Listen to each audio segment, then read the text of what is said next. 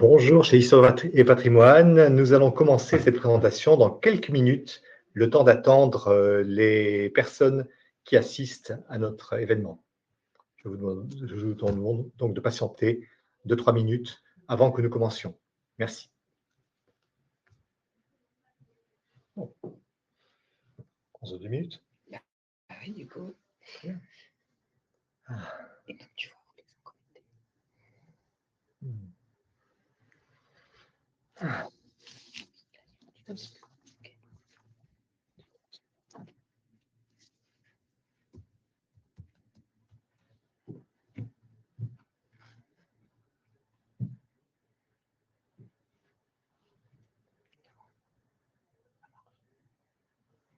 Bon, on va pas commencer. Allez, on peut commencer. Nous commençons donc. Eh bien, bienvenue chez Histoire et Patrimoine. Je suis Pierre-Olivier Thibault et voici. Bonjour, je suis Axel Magardier. Très bien, je suis directeur d'Histoire et Patrimoine. Axel est directrice des opérations en charge des opérations de rénovation du patrimoine.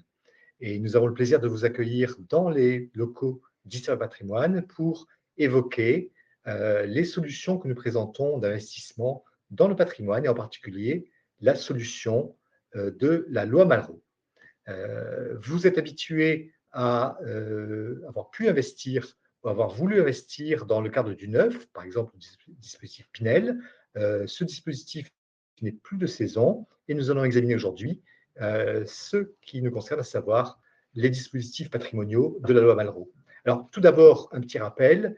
Qui sommes-nous, Histoire et Patrimoine? Nous sommes la filiale du groupe Altaria consacré à la rénovation urbaine.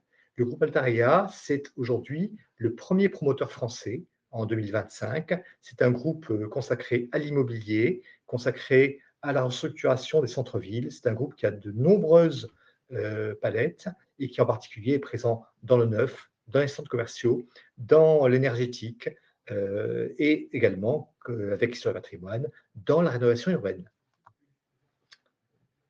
Histoire et Patrimoine, donc, la filiale d'Altaria consacrée à l'immobilier patrimonial, c'est 30 ans d'expérience. Nous avons, pendant toutes ces années, réhabilité un très grand nombre de monuments et d'immeubles anciens. Alors, bien sûr, ça va être des usines que nous transformons en logements, ça va être des hôpitaux que nous rénovons également et que nous transformons également en lieu de vie. Les châteaux, bien sûr, qui sont vraiment rares et prisés, des édifices religieux, c'est-à-dire des couvents qui se prêtent parfaitement bien à une transformation en logement. Nous avons déjà fait investir plus d'1 milliard d'euros à nos clients et une équipe de 200 collaborateurs assure tout le savoir-faire qu'il faut depuis la genèse d'une opération jusqu'à sa gestion, avec comme mission essentielle de sauvegarder le patrimoine, de vous permettre à vous, investisseurs, de transmettre ce patrimoine à votre famille et enfin de redonner leur beauté et leur splendeur au centre-ville. Nos nombreuses réalisations, elles couvrent plus de 500 immeubles qui ont été livrés. D'ailleurs, davantage, cette fiche n'est pas très à jour. Plus de 10 000 logements réalisés dans toutes les villes de France. Et aujourd'hui, se pose la question de l'investissement immobilier. Pourquoi investir dans l'immobilier patrimonial? En fait, on se rend compte que l'immobilier patrimonial est une très bonne alliance entre l'approche purement patrimoniale et l'utilisation d'un fort levier fiscal. En effet, quand on compare les avantages de l'immobilier ancien par rapport au neuf, en termes strictement immobiliers, on a déjà des points forts de l'immobilier ancien qui sont le charme et le cachet, un potentiel de valorisation à long terme découlant d'un emplacement de choix car situé au centre des villes, une attractivité donc locative renforcée et, bien entendu, on va y revenir, des avantages fiscaux spécifiques pour accompagner les réhabilitations. On a plusieurs types de dispositifs qui encadrent l'investissement patrimonial. Aujourd'hui, on va juste se consacrer au dispositif Malraux. Le dispositif Malraux existe. Il est destiné aux gens qui paient environ plus de 10 000 euros d'impôts par an et il permet d'investir dans des centres historiques des villes. À côté de ça, nous avons également le dispositif des monuments historiques, qui, lui, s'attache à des immeubles particuliers et spécialement beaux, pas forcément en centre-ville, mais qui sont surtout destinés à des investisseurs qui ont un très fort taux fiscal. Et enfin, le régime du déficit foncier, qui convient bien à tous les immeubles et permet surtout aux titulaires de revenus fonciers de baisser leurs impôts et donc de bénéficier d'un levier fiscal lié à la rénovation de ces immeubles. Donc aujourd'hui, nous allons nous consacrer essentiellement au dispositif de la loi Malraux. Et on fait un petit zoom avec Axel, à laquelle je passe la parole. Voilà, donc la carte de France du zonage Malraux, parce que vous connaissez sans doute en tant qu'investisseur celle du Pinel, qu'on verra ensemble juste après. Le plus important est de la comparer à cette cartologie Malraux. En fait, on parle des centres-villes anciens les plus beaux et les plus déterminants pour le patrimoine français. Cette cartographie, elle est établie par l'État et elle a pour ambition de mettre à niveau patrimonialement parlant et du point de vue de la restauration des immeubles, tout le patrimoine immobilier de ces centres-villes qui font nos joyaux les plus importants et notamment notre activité touristique partout en France. Pourquoi ces centres-villes? Parce que on y trouve de l'emploi, de l'activité, des services, des transports. On est dans des centres urbains constitués avec une véritable activité économique et c'est donc important de voir que ces zonages ne sont pas anodins. Ils rejoignent aussi un véritable dynamisme national qui est présent sur tout le territoire.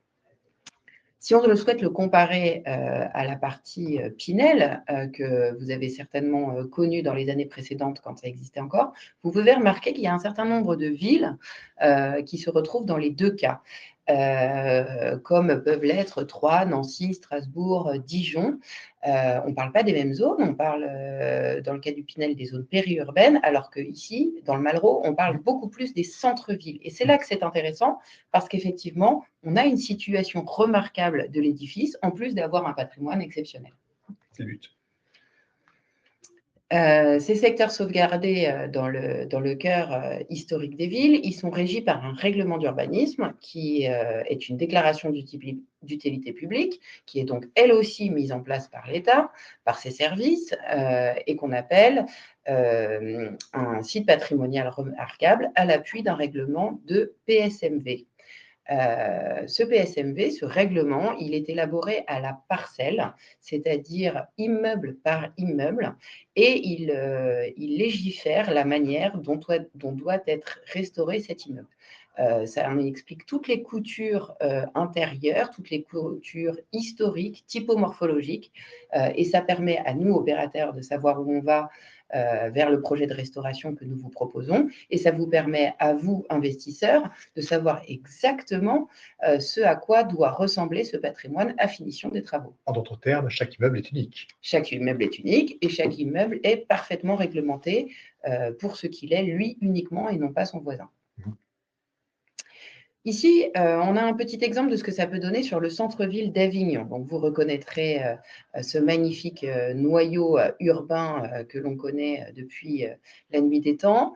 Mais vous remarquerez aussi qu'il y a un certain nombre de faubourgs autour de cette muraille historique qui sont concernés par la loi Malraux. En fait, entre le début de la loi Malraux dans les années 60 et les secteurs sauvegardés tels qu'ils existent aujourd'hui, il y a eu un agrandissement d'un certain nombre de zones, de manière à pouvoir prendre en considération non pas seulement le patrimoine le plus ancien, je dirais moyenâgeux par exemple, comme il peut en exister à Avignon ou à Rouen, mais aussi le faubourg 17e, 18e, 19e siècle qui entoure ce magnifique noyau.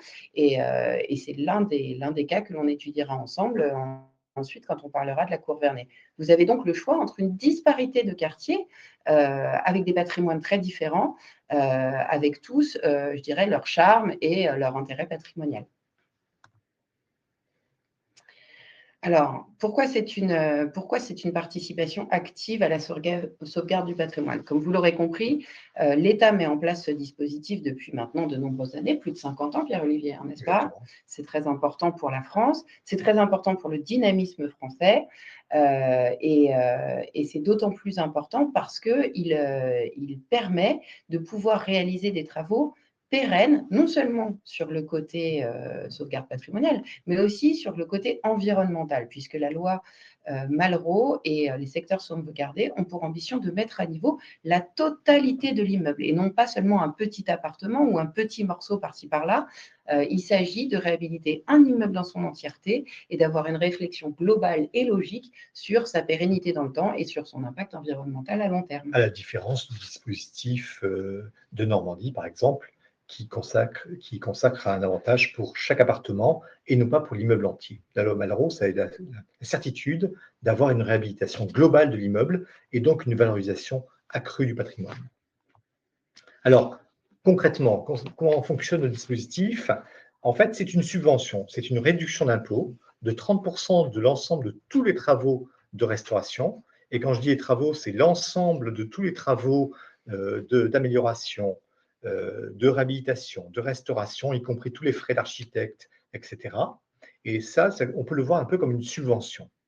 Il y a un plafond qui est généreux, puisqu'on parle de 400 000 euros de travaux d'assiette étalés sur 4 ans maximum. Donc ça permet vraiment de couvrir la plupart des besoins. Ce qui est très important de comprendre, c'est que cette subvention, cette réduction d'impôt, qui peut aller donc pour 4 ans jusqu'à 120 000 euros, 30% de 400 000, eh bien, elle se situe en dehors du plafonnement global des niches fiscales. Vous savez que ce plafonnement global qui concerne les avantages Pinel, les avantages des employés de ménage, les divers avantages de réduction d'impôt, il est plafonné à 10 000 euros par an. Eh bien, le Malraux, c'est en dehors de cette enveloppe. Vous pouvez même cumuler, si vous avez fait un Pinel il y a quelques années, vous pouvez cumuler l'avantage fiscal du Malraux avec cet avantage fiscal passé du Pinel. Quelles sont les contraintes? Eh bien, à la fin des travaux, il faut louer son bien en résidence principale pendant au moins 9 ans. Alors, ça tombe bien, c'est le but quand vous investissez, c'est pour louer et pour avoir des revenus locatifs. Donc ça, c'est intéressant. L'avantage, c'est qu'on loue de façon libre. On loue à qui on veut, au prix qu'on veut. Il n'y a pas de plafond de loyer, il n'y a pas de plafond de ressources. Et donc ça, c'est également un avantage du dispositif Malraux. Enfin, les travaux, qu'est-ce qui les fait? Eh bien, c'est Historia Patrimoine qui s'engage à faire les travaux, qui les réalise pour vous et qui vous donne les mêmes garanties que dans le neuf en termes d'achèvement, en termes de délai. S'il y a des retards, il y a des pénalités de retard. Et vous avez un prix qui est ferme, qui est garanti et qui vous permet d'aborder de façon sereine cet investissement en réhabilitation. On va prendre un petit exemple qu'on vous a mis pour bien expliquer comment fonctionne le dispositif. On va prendre l'exemple d'un appartement d'une valeur totale de 300 000 euros. 50 000 euros correspondent à l'appartement existant. Ce n'est pas beaucoup parce qu'en fait, il y a beaucoup de travaux à faire dans cet appartement, donc il ne vaut pas cher à l'entrée. Et par contre, il y a 200 000 euros de travaux à réaliser. La première année, vous voyez en jaune, on va acheter le bien, 50 000 euros, et commencer à abonder la première partie du budget et travaux. En l'occurrence, on va abonder de 60 000 euros les travaux, ce qui fait que l'on aura payé effectivement une première tranche de travaux. Cette première tranche de travaux ouvre droit dès l'année suivante à la fameuse réduction Malraux de 30%. Donc ça fait 30% de 60 000, 18 000 euros qui tombent l'année suivante. Et ainsi de suite. L'année suivante, on va faire le second appel de fonds. On va repayer à nouveau 60 000 euros. Et la troisième année, on va réencaisser sa réduction d'impôt à hauteur de 30% de ce qu'on a payé. Jusqu'à la fin, au total, on aura bien encaissé 30% des 200 000 euros, c'est-à-dire 60 000 euros. Et à la fin des travaux, on est parti pour une durée de location minimale de 9 ans, mais en pratique davantage, puisque le but, c'est d'avoir un investissement profitable et locatif. Alors, pourquoi un niveau de travaux est-il avantageux au Malraux? Parce que vous avez bien compris que lorsqu'on achète un appartement, on a une subvention, la subvention Malraux, la réduction d'impôt Malraux, basée sur les travaux. Il est plus intéressant d'acheter un appartement qui vaut moins cher, qui est dans un mauvais état, et de le rénover entièrement et à fond, pour plusieurs raisons. D'abord, financièrement, on a une réduction d'impôt sur la base des travaux. Et deuxièmement, une rénovation complète et intégrale d'un immeuble, d'abord, on parle du toit, on parle des façades, on parle des entrées, des parties communes, mais aussi d'intérieur, est un gage de performance et un gage de sérénité pour une très longue durée derrière. Voilà. Donc cette subvention d'impôt qui a été acquise, elle est basée, encore une fois, sur les travaux, et vous avez donc une corrélation entre les travaux élevés, généralement, et un prix de l'existant qui est mesuré. Voilà. Un petit rappel, s'il existe des subventions qui peuvent venir sur l'opération, elles ne sont pas imposées comme un revenu, mais elles viennent juste en déduction de la base Malraux, ce qui est logique. Quand on fait les avantages avec ce que vous connaissez sans doute, à savoir les avantages du Pinel qui existait encore jusqu'à l'an dernier, eh bien, vous avez un plafond de ressources, un plafond pardon, de travaux et une base fiscale qui est beaucoup plus élevée. On parle de 400 000 euros, ce qui nous permet d'aborder des investissements notables de façon très confortable, versus 300 000 euros avec le Pinel. Vous avez une durée plus longue pour faire les travaux, 4 ans, alors que le Pinel, si vous étiez en Pinel réhabilitation, vous étiez en 3 ans. Vous n'avez pas de plafond de loyer.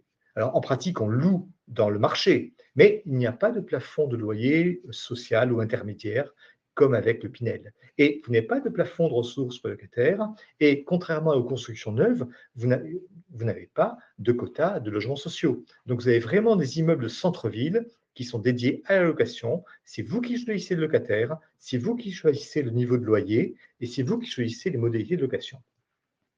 Vous avez enfin un bilan carbone qui est largement supérieur en termes de performance par rapport au neuf, puisqu'on est dans tous les cas de figure à moins de 30% des dépenses carbone qu'on peut constater sur les constructions neuves. En pratique, on va plutôt aller vers les 50%, voire 60% dans certains cas d'économie de pollution. Celle. Alors, que s'est-il passé récemment sur le paysage social et économique français? Vous avez sans doute entendu parler de l'évolution des typologies de logements. C'était effectivement l'une des données importantes de ces 3 dernières années. De nombreuses relations entre nos groupes immobiliers, Histoire et Patrimoine bien sûr, mais l'ensemble de la profession immobilière a longuement échangé avec les élus, les villes, pour connaître l'évolution du besoin des Français. Et comme vous le savez, il y a de toutes nouvelles politiques qui identifient ce besoin en logement et la manière d'y répondre. Ce besoin en logement, il n'est pas le même au cœur des villes qu'en zone périurbaine. Effectivement, on n'a pas tout à fait les mêmes typologies de logements et on n'a pas tout à fait les mêmes besoins selon où on se trouve dans une métropole ou où on se trouve dans une ville comme Troyes, Nancy ou Dijon dont je vous parlais tout à l'heure. Le changement sociétal fait que les typologies de centre-ville sont plutôt orientées sur un besoin T2, T2 bis, T1, T1 bis. Pourquoi? Parce qu'elles s'adressent à un public de jeunes actifs, de jeunes ménages, de jeunes seniors qui souhaitent rester au plus proche de l'offre commerciale, de l'offre de services et de l'offre d'emploi, sans avoir besoin forcément d'avoir ni une voiture, ni des transports exubérants, ni une grande surface, puisque ce n'est pas forcément des foyers avec beaucoup d'enfants, c'est parfois des foyers recomposés, avec des familles monoparentales, avec des temps partagés pour les enfants. Il peut y avoir tout un sujet sur les colocations étudiantes, ce genre de choses. Et c'est important de répondre à cette demande et de la différencier totalement de ce que sont les zones périurbaines, où on retrouve plus des grandes typologies et du pavillonnaire qui répondent moins à ce qu'est le besoin du Malraux, qui est un levier orienté sur le locatif. Donc, vous aurez, grâce à ces projets qui ont été reconfigurés et qui répondent maintenant à ces besoins, de toutes nouvelles typologies avec des pièces bis qui répondent souvent à un usage renouvelé de l'appartement et qui sont donc des opportunités d'investissement très abordables avec des opportunités défiscalisation significatives. Ça ne veut pas dire qu'on ne cherche pas le confort et la performance énergétique et la performance climatique, encore une fois. Ce sont des besoins, effectivement, souvent, qui émergent, mais qui sont compatibles avec la modernité qu'on attend des rénovations modernes. Absolument, Pierre-Olivier. Alors, nos immeubles, on en a sélectionné quelques-uns pour vous montrer un peu ce qu'est un échantillonnage de l'éventail Histoire et patrimoine. On va les visiter ensemble. Je vous propose de commencer par le passage du Hédas à Pau, donc ville du sud de la France, que tout le monde connaît bien. Ici, un petit immeuble, je dirais classique, un petit immeuble de faubourg comme il en existe, voilà, de nombreux. Et pourtant, vous voyez, sa configuration n'est pas tout à fait la même. Pourquoi? Parce qu'ici, le projet Malraux et le projet patrimonial, c'est de restituer, de restaurer les coursives anciennes de ce petit immeuble de faubourg. Et ça en dit long sur justement ce levier qui est à la fois patrimonial et environnemental, comme on vous le disait tout à l'heure. L'objectif étant, ici, d'avoir des habitations qui sont toutes munies d'un balcon, voire d'un jardin extérieur et qui donne, comme vous pouvez le voir, sur un îlot de fraîcheur, ce qui est extrêmement rare dans le sud de la France. Et l'ensemble, avec 90% de travaux, c'est donc un produit assez inestimable. Et recommandé par M. Bayrou, en plus. Ici, on change complètement d'ambiance. On est sur un ancien grand magasin, tel que vous pouvez connaître sans doute la Samaritaine ou le Bon Marché. On est véritablement dans l'ambiance d'Émile Zola, le bonheur des dames. On imagine très bien ce que pouvait être la vie de cet immeuble au XIXe siècle. On l'imagine d'autant plus qu'il est situé sur la place principale de Troyes. Donc, vous êtes vraiment sur la place du marché et juste à l'angle de la place de la mairie. Donc, vous êtes au cœur, je dirais, de l'activité économique et commerciale qui va être conservée à rez-de-chaussée. L'ensemble des étages sont transformés en logements. Il y a, vous ne pouvez pas le voir sur cette perspective, mais de très grands patios intérieurs sublimes avec d'aussi grandes baies industrielles que ce que vous pouvez voir ici en façade. Donc, certains appartements sont donc munis de 2 grandes baies de 3 mètres sur 3, ce qui est absolument fabuleux dans un esprit loft industriel absolument dingue. Et en plus de ça, les étages qui donnent sur ces patios ont des terrasses en rooftop. Vous avez donc une qualité d'espace extérieur, là aussi au centre-ville de Troyes, alors qu'on sait que c'est un maillage historique extrêmement serré, moyenâgeux, tout à fait différent et tout à fait exceptionnel. Là, on a typiquement les avantages de l'investissement patrimonial Malraux, puisque on est en plein centre-ville et on cumule les avantages de l'ancien, de la fiscalité liée au Malraux à l'ancien, avec de la modernité, avec du confort moderne, puisque c'est un avantage locatif énorme que de pouvoir proposer ce genre de confort en plein centre-ville. Il n'y a pas plus central dans la ville et avec des fonctionnalités modernes que l'on connaît, que l'on demande aujourd'hui au neuf, le tout dans un emplacement vraiment premium. Retour dans le sud de la France, on avait dit qu'on reparlerait d'Avignon, et bien nous y voici. La cour Vernet à Avignon, c'est un peu une opération avec double identité. Vous avez le patrimoine 20e avec des esprits loft type béton qui se trouve sur la rue dans un bâtiment patrimoine 20e qu'on ne voit pas sur cette photo, mais qui est vraiment inoubliable quand on le visite. Et puis, sur la cour, sur l'îlot de fraîcheur, à l'intérieur du cours Vernet, vous avez cette architecture traditionnelle en pierre massive qui est tout à fait significative du patrimoine avignonnais et qui s'organise autour de cet îlot frais. Et ça aussi, dans une métropole qui est remplie d'emplois, de dynamisme et qui n'est pas non plus dans le cœur de ville le plus serré d'Avignon, qui est vraiment dans la partie la plus distendue. Et ça, c'est plus intéressant aussi parce que ça offre une opportunité différente de ce que vous pouvez connaître du patrimoine avignonnais. C'est une des rues les plus commerçantes d'Avignon. Je connais bien, il y a beaucoup de boutiques, en particulier d'habillement de qualité pour les habitants.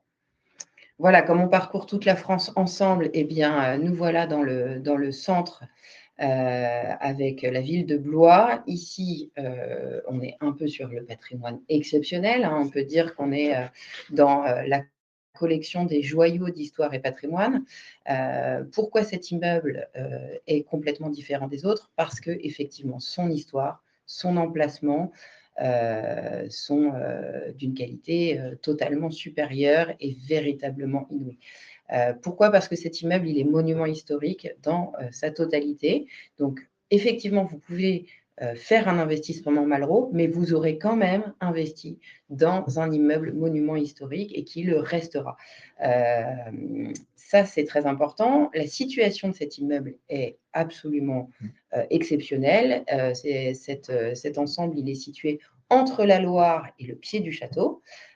Il n'y a pas deux endroits comme ça à Blois avec une telle surface de jardin. Il y a 3 jardins à thème, la cour d'honneur que vous voyez ici, un magnifique cloître qui donne sur l'église juste derrière et qui est un ensemble de parties communes absolument fabuleuses dans lequel on s'imagine très bien lire, prendre un café, discuter avec ses voisins, et un très beau jardin archéologique qui se trouvera sur l'aile droite et qui permettra l'accès à 2 musées qui se trouveront à rez-de-chaussée. C'est donc à la fois en programmation, en habitation, en situation de l'immeuble et en qualité architecturale. Je rappelle que dans cet immeuble, il y a des voûtes à tous les étages. Au rez-de-chaussée, il y a des voûtes en pierre. Au premier étage, il y a des voûtes en pierre dans tous les appartements. Et dans les combles, il y a une charpente en coque de bateau renversée qui va donner une qualité exceptionnelle en double hauteur dans les combles qui est sublime. Je vous conseille d'aller visiter parce que vraiment, ce n'est pas tous les jours qu'on voit un lieu aussi beau. Petit point pragmatique, il y a des parkings pour chaque appartement. Et on termine par le sud de la France, au soleil, comme je vous le disais. Ici, le Clos Aimé de Carcassonne. Alors, Clos Aimé, parce que comme vous pouvez le voir sur la rue, on est sur un tout petit immeuble de faubourg en perception. Mais en fait, dès que vous passez ce porche, vous êtes sur un hôtel particulier exceptionnel avec un perron et un escalier à double accès, autour d'un îlot de fraîcheur, là aussi avec de très grands arbres. C'est vraiment exactement l'image qu'on se fait de l'hôtel particulier dans le sud. Et là aussi, ça mérite d'être vu. Si par hasard, vous ne vous êtes pas encore rendu sur place, n'hésitez pas à demander à nos équipes une visite. Un point de détail, c'est que la réhabilitation complète en loi Malraux permet justement de retrouver des notions de confort en matière d'isolation thermique, en matière de restauration des espaces verts, en matière d'accessibilité, de lumière, qui sont vraiment, quand on dit le confort du neuf avec le charme de l'ancien, c'est ce que permet effectivement le dispositif de la loi Malraux. Alors, on est convaincu de la pertinence de l'offre qu'on vous propose. On est encore plus convaincu des investissements et des économies qu'il vous permet de générer, tout en sauvant le patrimoine français, puisque c'est vraiment de ça qu'il s'agit. Et c'est vraiment pour ça aussi que les institutionnels de l'État sont autant impliqués, chacun à leur niveau, dans cette loi. C'est pour nous aider tous à maintenir, à garder ce patrimoine et à rester cette destination merveilleuse mondiale. Oui, vous comprenez bien que l'avantage de ces immeubles, une fois restaurés, c'est qu'ils sont centraux, c'est qu'ils sont quasi neufs et qu'ils offrent tous les avantages de l'investissement locatif. Ce qui permet aux propriétaires que vous êtes, aux investisseurs, de les proposer à la location sans aucun risque, puisqu'ils vont être les premières cibles des locataires qui recherchent des appartements de qualité, rénovés, sans problème, avec de belles hauteurs sous plafond, avec des emplacements extrêmement prisés, une organisation, des cuisines équipées également neuves. Donc, toutes ces choses-là font que la location est aisée et garantie, à tel point que le groupe Histoire et Patrimoine n'a aucun problème à offrir à tous ses clients 5 ans de loyer garanti à partir de la fin des travaux, puisque, on vous rassure, ça ne coûte pas cher, puisque c'est une garantie pour nos clients qui vont bien trouver des locataires, garder ces locataires au niveau de loyer que nous leur avons indiqué. Donc ça, c'est une garantie sur le patrimoine qui se surajoute à la garantie de prix sur les travaux, à la garantie de délai, et qui vous permet d'investir en toute sérénité. Donc, pour conclure, le dispositif de la loi Malraux, c'est une opportunité d'accéder à des investissements rares et uniques. Ils ne sont pas duplicables. Chaque immeuble, comme disait Axel, est unique. Les emplacements sont différents il n'y a pas deux immeubles pareils. Ils ont tous leur caractère et il y a une unicité. Ce sont des secteurs qui sont caractérisés par leur centralité et l'homogénéité visuelle et patrimoniale de leur environnement. Donc, cela, c'est un environnement de qualité. Et pour cet environnement de qualité, vous bénéficiez d'un des derniers refuges fiscaux. Après la fin du Pinel, voilà, la loi Malraux, elle a été sauvegardée par l'État, a été reconduite parce que l'État a conscience que c'est quelque chose de nécessaire pour la préservation, la sauvegarde de ces centres-villes. Et elle permet donc un investissement qui est accessible. Grâce à la subvention de la réduction d'impôt Malraux, ça rend les investissements accessibles à tout le monde et performant, puisque derrière, la location est aisée et pérenne. Donc, la loi Malraux, on peut le dire, transforme les villes, elle a transformé des villes, elle a transformé des quartiers qui autrefois, il y a plusieurs dizaines d'années, étaient dégradés, étaient vraiment dans un mauvais état, en les rénovant grâce à l'action conjointe d'investisseurs privés aidés par les réductions d'impôts Malraux et par les directives de l'État en matière de qualité, en matière de rénovation patrimoniale.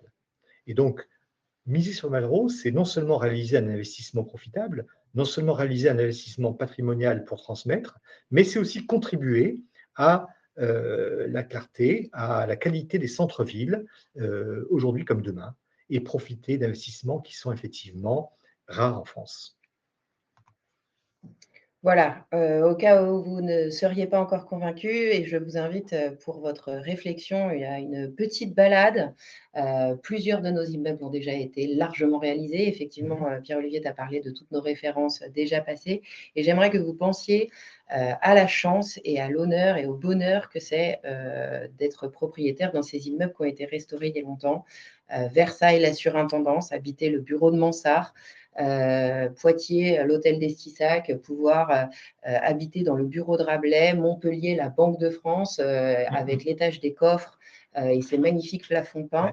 Voilà, tous ces immeubles ont une histoire absolument exceptionnelle, ce dont nous vous avons parlé également, et tout cela ont fait l'objet d'investissements en Malraux, avec les mêmes conditions et la même fiscalité que celle qu'on vient de vous expliquer, et bien sûr, parfois 10 ans, 15 ans, 20 ans après la livraison de ces immeubles, être propriétaire de ces lieux, c'est encore aujourd'hui, pour tous ces investisseurs, une immense fierté et une très grande joie au quotidien, que ce soit d'un point de vue financier comme d'un point de vue patrimonial et d'un point de vue contribution au patrimoine français. Bien dit. Alors, nous allons répondre dans quelques secondes à vos questions. Simplement, au cas où vous seriez intéressé par les immeubles que nous proposons, et en particulier ceux qu'Axel, effectivement, vous a décrits, nous vous laissons et nous vous laisserons les coordonnées des contacts avec lesquels vous pourrez communiquer, avoir tous les renseignements, toutes les précisions. N'hésitez pas à appeler. Ce sont vraiment des gens qui connaissent parfaitement nos immeubles et qui sauront vous guider, vous renseigner pour toute investigation en matière d'investissement patrimonial. Donc, Madame Galvani est à votre disposition pour répondre à l'intégralité de vos questions.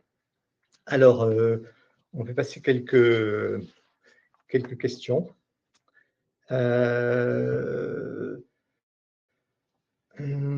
Est-ce qu'il est possible de cumuler un Malraux avec d'autres dispositifs de défiscalisation? Alors, la réponse, c'est que sur un même immeuble, bien sûr, vous ne pouvez pas cumuler sur un même immeuble le Malraux avec, par exemple, le dispositif monument historique.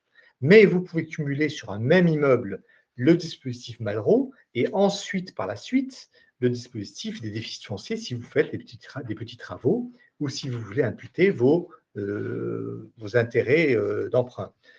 Par contre, vous pouvez parfaitement cumuler au niveau de votre foyer fiscal une opération Malraux, comme je l'ai dit tout à l'heure, avec une opération Pinel déjà enclenchée ou une opération de Normandie qui serait enclenchée cette année ou l'année prochaine, parce que je vous rappelle que le Malraux est en dehors du plafonnement des niches fiscales. Donc, on peut parfaitement cumuler sur un même fiscal plusieurs investissements sur différents.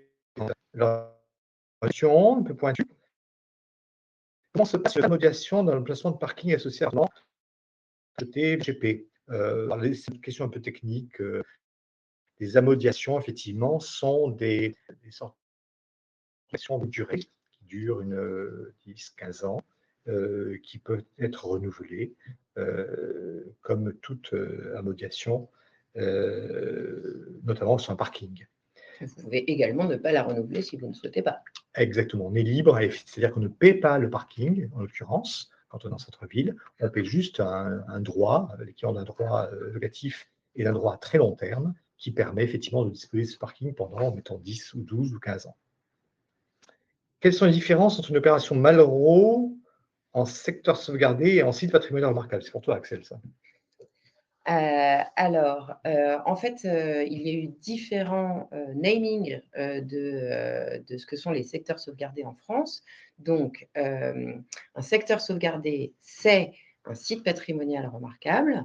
Dans les sites patrimoniaux remarquables, en fait, il y a deux catégories. Il y a les secteurs sauvegardés qui ont été élaborés pendant 50 ans et qui continuent d'évoluer encore aujourd'hui. Et il y a aussi les aires de valorisation du patrimoine, qui sont une autre fiscalité autour de 22% que nous ne vous avons pas présenté aujourd'hui et qui concerne d'autres villes d'une autre importance et d'une autre situation. Voilà, tout est SPR, mais il y a deux grandes catégories et nous vous parlons principalement du Malraux et donc des secteurs sauvegardés avec un levier fiscal aux alentours de 30%. Alors, une question, et pour moi, c'est là, peut-on investir via une SCI? Alors, la réponse est oui. On peut parfaitement investir en loi Malraux par une SCI, à condition qu'elle soit soumise à l'impôt sur le revenu. Et il y a une caractéristique d'ailleurs en Malraux ou en SCI, c'est que les fameux plafonds de réduction d'impôt, vous savez, les fameux 400 000 € d'assiette que j'évoquais comme étant le plafond auquel on a droit en Malraux tous les 4 ans, qui est un plafond, je rappelle, en dehors du plafond des niches fiscales. Eh bien, ce plafond, il s'applique à chaque associé de la SCI.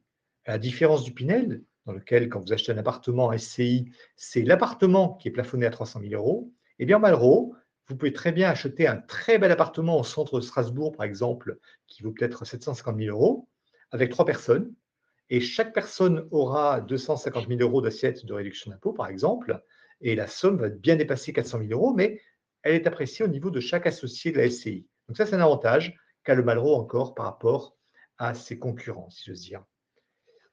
Une autre question, alors c'est là peut-être pour toi, Axel. Alors, le conseil municipal de Toulouse a voté son PSMV fin mars. Votre groupe va-t-il travailler sur cette zone Malraux-toulousaine?